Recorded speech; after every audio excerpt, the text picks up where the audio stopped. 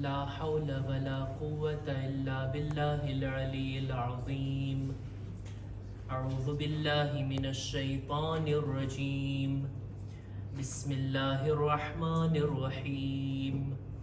الحمد لله الذي جعل الحمد مفتاحا لذكره وسببا للمزيد من فضله ودليلا على آلائه وعظمته. ثم الصلاة والسلام والتحية والإكرام على خير خلقه وأفضل بريته حافظ سره ومبلغ رسالاته الذي سمي في السماء بأحمد وفي الأرض بأبي القاسم محمد.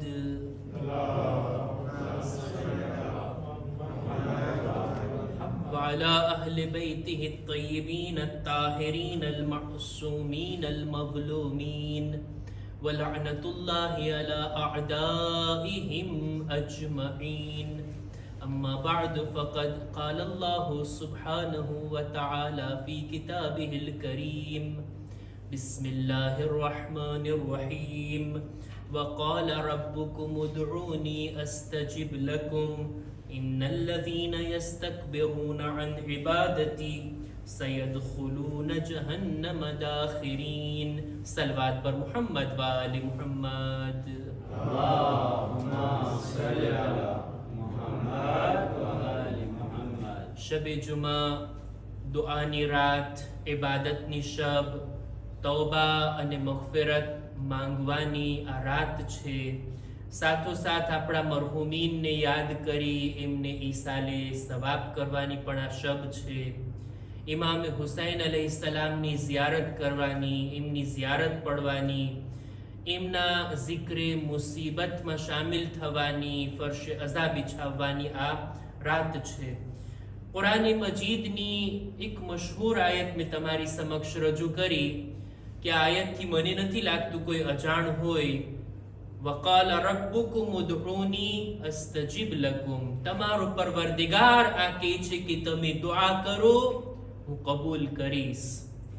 આ આયતનો આ ભાગ મશહૂર છે અને આપણે બધાએ સાંભળેલો છે. એનો તર્જુમો પણ આપણા માટે વાઝેહ અને રોશન છે. આગળના જુમલામાં આ પૂરેપૂરી આયતને આજે રજૂ કરવા માંગુ છું. જો દુઆ કરવી એક એવી ઇબાદત છે કે જેની ફઝીલતથી આપણે બધા અજાણ નથી. દુઆ એક અઝીમ ઇબાદતનું નામ છે. ખુદ દુઆ કરવી એ જ ઇબાદત છે. અને આ એવી ઇબાદત છે ને કે જેના માટે ન તો કોઈ જગ્યાની શરત છે, ન તો કોઈ સમયની શરત છે, ન તો કોઈ હાલતની શરત છે. જેવી રીતના નમાઝ પડવા માટે આપણે જગ્યા જોવી જોઈએ, પાક છે, તાહિર છે, ગસ્બી નથી. આપણે સમય પણ જોવો જોઈએ. કોઈ પણ સમયે કોઈ પણ નમાઝ ના પડી શકાય, એના વક્તની અંદર. પછી આપણે હાલતને પણ જોવી જોઈએ. આપણે કઈ હાલતમાં છીએ, કયામમાં હોઈએ, રૂકુમાં હોઈએ, સજદામાં હોઈએ. એમને સામાન્ય રીતના કંઈ પણ વાંધો ના હોય અને સુતા સુતા થોડી નમાઝ પડી શકાય. એના માટે એક હાલતની, એક જગ્યાની, એક સમયની શરત. પણ દુઆ માટે એવું કંઈ નથી. દુઆ કરવી હોય, આ ઇબાદત કરવી હોય, કોઈ પણ જગ્યાએ, કોઈ પણ સમયમાં અને કોઈ પણ હાલતમાં દુઆ કરી શકાય. પણ ક્યારેક કોઈ માણસ એમ વિચારતો હોય, કોઈ માણસના મગજમાં એમ હોય કે ભાઈ મારી પાસે તો બધું છે, મારે કંઈ માંગવું જ નથી ખુદા પાસે. મારે શું માંગવાની જરૂર છે, બધું છે મારી પાસે. મને માંગતા નથી આવડતું, મને માંગતા નથી ફાવતું, મને માંગવું સારું નથી લાગતું. આવા શબ્દો ક્યારેક કોઈ લોકો કહેતા હોય. ન કહેતા હોય તો મગજમાં આવા વિચારો અમુક લોકોના હોય. ઘણા લોકો દુઆ ન કરવાનું એક બહાનું ઈ લાવતા હોય કે જે થવાનું હશે એ થશે, હું દુઆ કરું કે ના કરું શું ફરક પડવાનો છે, મારી દુઆ કરવાથી શું વળવાનું છે. આવા શબ્દો, આવા વિચારો અને આવી ફિકરો દુઆના બારામાં હોય. મારે અમુક હદીસોને તમારી સામે લાઈનથી બયાન કરવી છે. એની અંદર આ બધી વાતોના જવાબ આપોઆપ આવી જશે. જો દુઆ કરવી ઇબાદત, દુઆ કરવાની જેટલી તાકીદ કોઈ બંદો દુઆ કરવાનું છોડી દે ને તો આ ગુનાહ છે. રસૂલે ખુદા સલ્લલ્લાહુ અલૈહિ વાલિહિ વસલ્લમ ફરમાવે છે,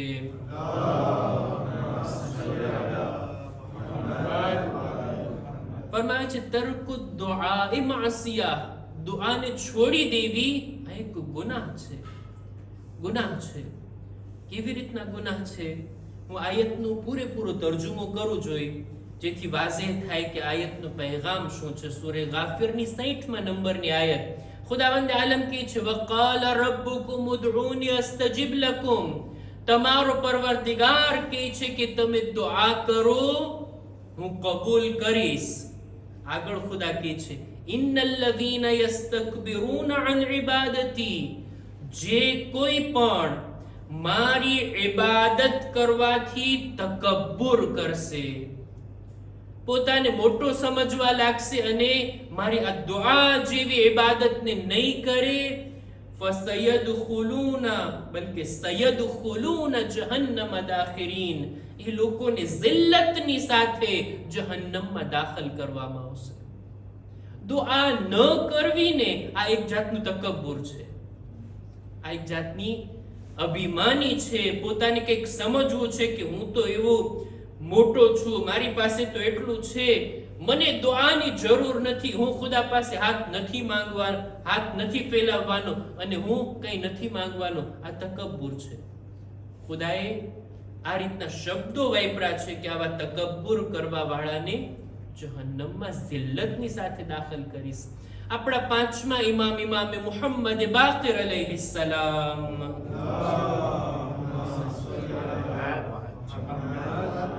પોતાની એક હદીસમાં ફરમાવે છે કે મા મિન શૈઇન અહબ્બુ ઇલલ્લાહ મિન અન યુસઅલ, ખુદાની નજદીક સૌથી મહેબૂબ કામ આ છે કે બંદાઓ એની પાસેથી માંગતા રહે, તલબ કરતા રહે, હાથ ફેલાવતા રહે. ખુદ આ દુઆ કરવી એક તૌફીકનું નામ છે. જે તેને આ તૌફીક નથી મળતી કે ખુદા સાથે વાત કરી શકે, ખુદા સાથે ગુફ્તગુ કરી શકે, ખુદાની સામે પોતાના દિલની વાત રાખી શકે, બે શબ્દો બેસીને ખુદા સાથે કલામ કરી શકે, બધાને ક્યાં આવી તૌફીક છે? અમારા અખલાકના ઉસ્તાદ આ રીતના બયાન કરતા કે જેવી રીતના તમે આખી દુનિયા સાથે કોન્ટેક્ટમાં રહો છો, આની સાથે વાત ને આની સાથે ગુફ્તગુ કરો છો, ક્યારેક બેસીને એકાંતમાં ખુદા સાથે વાત કરો. એકલા કોઈ ના હોય, કોઈ પણ સમયે જ્યારે પણ મોકો મળે 2 મિનિટ 5 મિનિટ ખુદા સાથે એકાંતમાં વાત કરીએ. આ અખલાકી વાત તમે સાંભળી તો લીધા, પણ એકે સવાલ કરી લીધો કે ભાઈ ઉસ્તાદ, એકલા તો બેઠીએ, ખુદા સાથે વાત કરવા તૈયાર, પણ વાત શું કરવી? ખુદા સાથે ગુફ્તગુ શું કરવી? શું કલામ કરવો? અમારા ઉસ્તાદ કહે છે બસ ઈ જ કહો કે ખુદાયા, એકલો બેઠીને તારા માટે સમય કાઢ્યો છું, વાત કરવા તો ચાહું છું, પણ શું વાત કરવી ને એ પણ મને ખબર નથી. ખુદાએ તું જ મારા દિલો દિમાગમાં કંઈક દુઆના શબ્દો અતા કર. ઈ માંગીએ ખુદા પાસે. ખુદા પાસે તલબ કરવું, ખુદા પાસેથી હાજતો માંગવી, વારંવાર ખુદાની સાથે સંપર્કમાં રહેવું. ખુદાને આ કામ બહુ જ વધારે પસંદ છે. રસૂલે ખુદાની હદીસ છે, કહે છે કે જન્નતની અંદર ખુદા 2 ઇન્સાનને દાખલ કરશે, 2 મોમિનને દાખલ કરશે. આ એવા મોમિન હતા ને કે દુનિયામાં બંનેના અમલ એક સરખા, બંનેની નેકીઓ એક સરખી, જેટલી નેકી આએ કરી છે એટલી જ નેકી આએ કરી છે. જાણે એમ કે દુનિયામાં 2 જીગરી દોસ્ત, બંને નમાઝમાં જાય તો સાથે, મજલિસમાં જાય તો સાથે, દુઆ કરે તો સાથે, ઝિયારતમાં જાય તો સાથે. એવી જ રીતના કોઈ પણ નેક કામ કરે, 2 પાર્ટનર એની અંદર, 2 લોકોને ખુદા જન્નતમાં દાખલ કરશે. બંનેની ઇબાદતો એક સરખી, નેકીઓ એક સરખી, બેલેન્સમાં રાખો તો બિલકુલ બરાબર. પણ એક જોશે બીજાના દરજાને કે આનો દરજો થોડો ઊંચો છે ને મારો નીચો છે. ખુદા પાસે સવાલ કરશે, બંને જન્નતમાં જ છે, પણ જરાક 19-20 નો ફરક, જરાક એનો દરજ્જો ઊંચો. ખુદાથી સવાલ કરશે, યા રબ્બી બિમા આતૈતહુ વ અમલુના વાહિદ. ખુદાએ એને કેમ ઊંચા દરજા ઉપર? અમારી નેકીઓ તો એક સરખી, અમારા અમલ તો એક સરખા. ત્યારે ખુદાનો જવાબ આપશે કે સઅલની વલમ તસઅલની. ઈ નેકીઓ કરતો, ઇબાદતો કરતો, સારા કામ કરતો, સાથોસાથ એના અંદર એક એવી સિફત હતી કે હંમેશા મારાથી માંગતો રહેતો, એ દુઆ કરતો રહેતો, અને તું દુઆ નહોતો કરતો. દુઆ કરવી આ ખુદ ઇન્સાનના દરજાને બુલંદ કરે છે. ફરક થઈ જાય છે ઇન્સાનના આ માલમાં, જન્નતની અંદર દરજામાં. આપણા છઠ્ઠા ઇમામ, ઇમામે જાફર સાદિક અલૈહિ સલામ,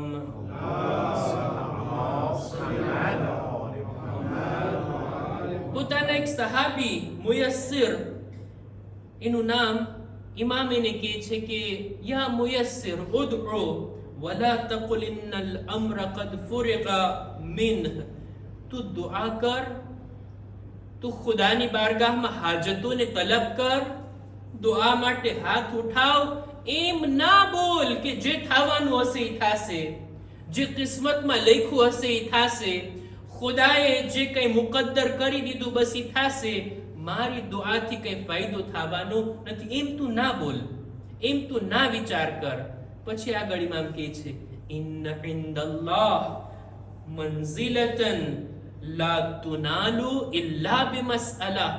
ખુદાની નજરમાં એક ઊંચો દરજ્જો છે, ઈ દરજા સુધી કોઈ મોમિન પહોંચી જ નથી શકતો દુઆ કરવા સિવાય.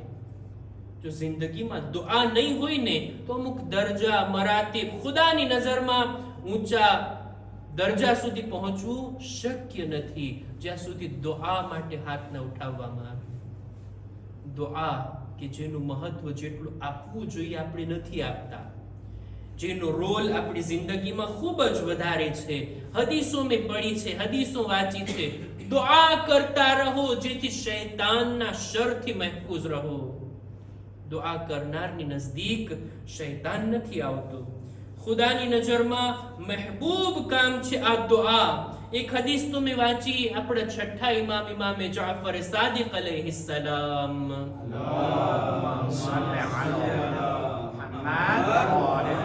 મને બહુ ઘણી નજરમાં આવ્યા, ધ્યાનમાં આવ્યા હદીસ, અને મને લાગ્યું આજની મજલિસમાં હું શેર કરું મિંબર ઉપરથી. મૌલા ફરમાવે છે કે વલ્લાહુ મુસય્યરુન દુઆ અલ મુમિનીન યૌમ અલ કિયામત લહુમ અમલન યઝીદુહુમ બિહી ફિલ જન્નહ. મુમિને કરેલી દુઆઓને ખુદા કયામતના દિવસે એવા આમાલમાં બદલી નાખશે કે જે અમલ થકી જન્નતમાં એનો દરજ્જો વધી જાય. આપણી દુઆના શબ્દો કબૂલ થયા તો થયા, કબૂલ ના પણ થાય તોય આ દુઆના શબ્દો જન્નતની અંદર આપણા દરજાને વધારી દઈને એવા આમાલમાં બદલી જશે, એવી નેકીઓમાં બદલી જશે. આ દુઆનો મર્તબો છે. દુઆ કરવાનું જો છોડી દેવામાં આવે તો એક જાતનું તકબ્બુર. આપણા છઠ્ઠા ઇમામની ખિદમતમાં એમનો એક સાથી આવીને સવાલ કરે છે, યા ફરઝંદ રસૂલ, યબ્ન રસૂલિલ્લાહ, મને બતાવો જો બે લોકો મસ્જિદમાં દાખલ થાય, એક આવીને ખૂબ જ નમાઝ પઢવા લાગી જાય અને બીજો આવીને ખૂબ દુઆઓ કરવા લાગી જાય. મૌલા તમે બતાવો જો આ બેમાંથી કોણ અફઝલ? સવાલ બિલકુલ વાઝે છે. બંને આવ્યા છે મસ્જિદ ઇબાદત કરવા, પણ આની નમાઝ વધારે છે ને આની દુઆ વધારે છે. મૌલા બતાવો છો કોણ અફઝલ છે? ઇમામ કહે છે કુલ્લુન હસનુન, બંને સારા છે, બંને બરાબર છે. રાવી ઊભો નથી રહેતો, અહીંયા ઇસરાર કરે છે, મૌલા કદ અલીમ, તો મને ખબર છે બંને સારા, પણ હું તમારાથી ઈ જાણવા માંગુ છું અય્યુહુમા અફઝલ, બંનેમાંથી વધારે ફઝીલત કોની સાથે, વધારે સારું કામ કોનું? ત્યારે ઇમામ જવાબમાં કહે છે અક્સરુહુમ દુઆ, સૌથી વધારે દુઆ કરતો હોય ને એની ફઝીલત વધારે છે.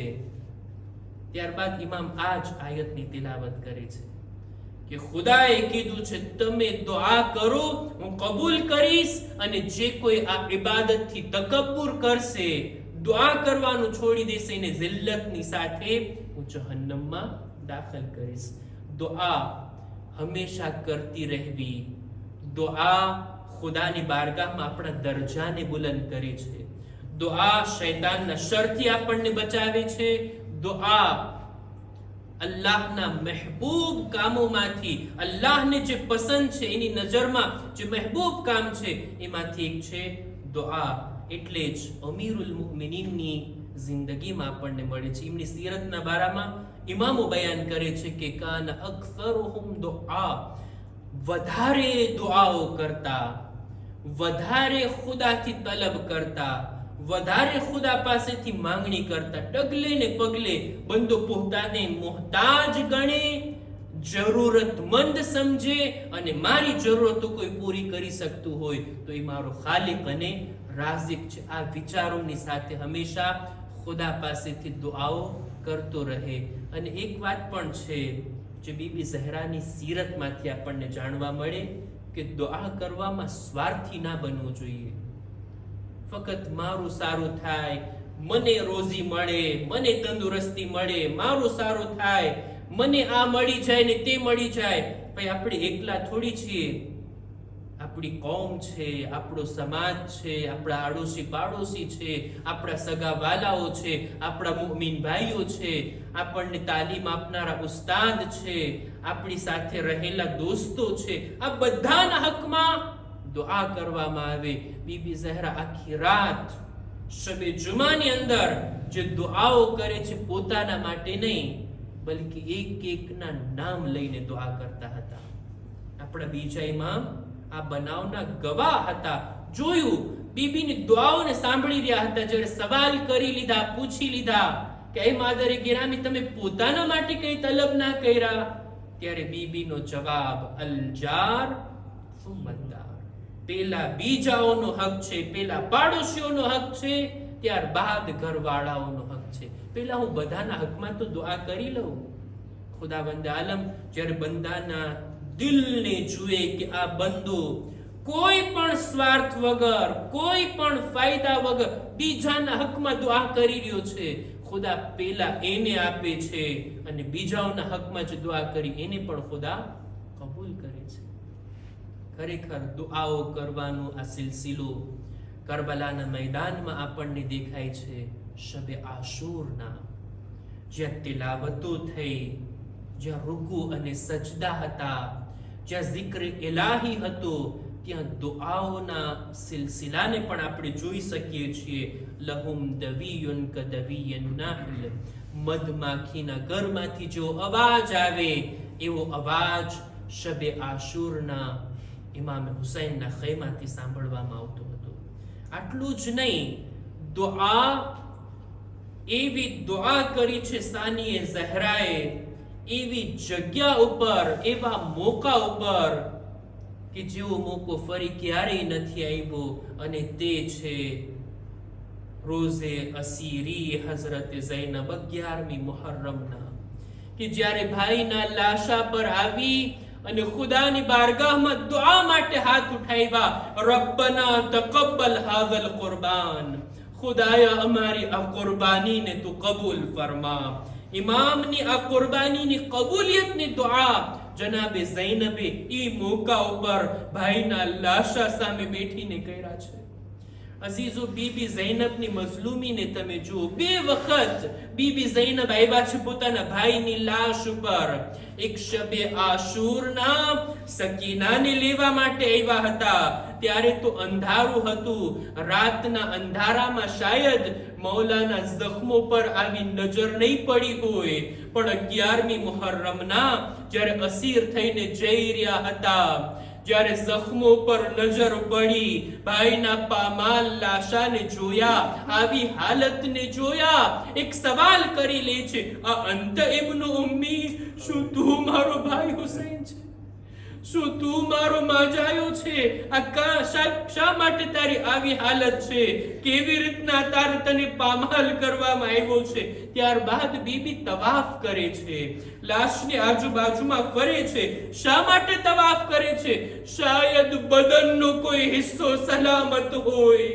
ઝૈનબ વિદાય લેતા પહેલા એના બોસા લઈ શકે, ઝૂકે છે અને કપાયેલી ગરદનની રગોના બોસા લીધા અને ખુદાની બારગાહમાં અરજ કરી, ખુદાયા અમારી આ કુરબાનીને તારી બારગાહમાં કબૂલ કર. અલા લઅનતુલ્લાહ અલલ કૌમિ ઝાલિમીન વસયઅલમુ અલ્લઝીન ઝલમુ અય્ય મુનકલબિન યનકલિબૂન. ઇન્ના લિલ્લાહ વ ઇન્ના ઇલૈહિ રાજિഊન. પરવરદિગાર અમારી આ મુખ્તસર ઇબાદતને કબૂલ ફરમા. ખુદાયા અમારા મા બાપના ગુનાહોને માફ કર. અમારી ઔલાદને નેક તૌફીક અતા કર. ખુદાયા દરેક મુમિનીન મુમિનાતની જાન માલ ઇઝ્ઝત આબરૂની હિફાજત ફરમા.